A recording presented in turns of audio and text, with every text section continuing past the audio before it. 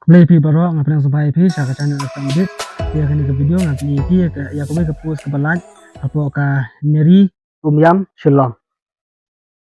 te ya kan perlok mentang ini page ke post ke balaj apo ka North East Regional Institute of Education Shillong Nerie kepada ka saka play biat apo yam kepada yam Riboy district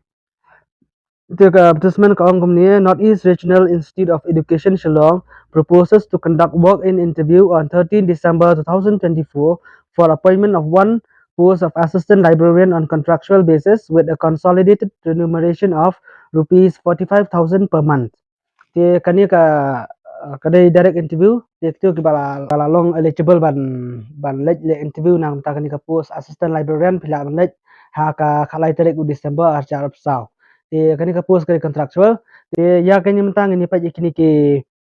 ka essential qualifications ki bai ki la ong ni ka kini ban pass master degree in library and information science with at least 55% marks from any recognized university or institution.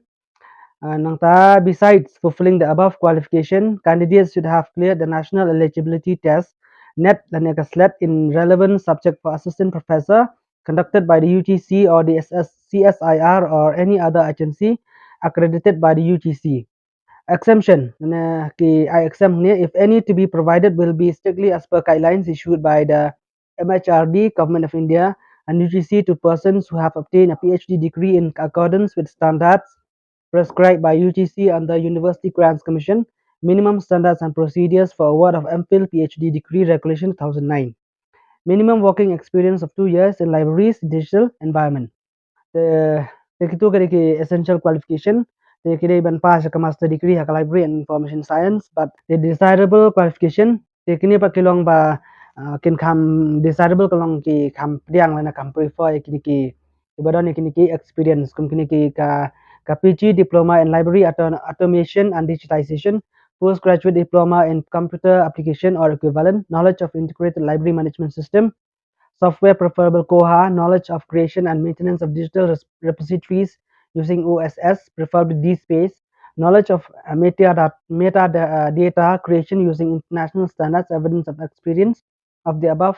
indicated jobs. Te pila ban print ya kan form, but pila ban play ya important instructions ke ba but pila ban kadang ka prescribe application form kum kan next year one ke ba pila ban apply, pila ban fill up ya kan form, but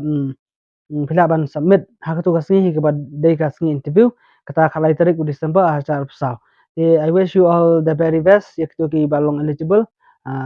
Te nga kitbok kerwang pi bapin jele bahan nam ta kan ke post wat la kadai tan kawai day kidi bandan kidi ban jawab ki balong deserve nam ta kan ke post ngai pi asung tuna di video ki bang asna kan ke channel numpah like share ba subscribe kenapa ki ki perlu kan juga cimen toy nang ba kan ka videos ki bang abu ka channel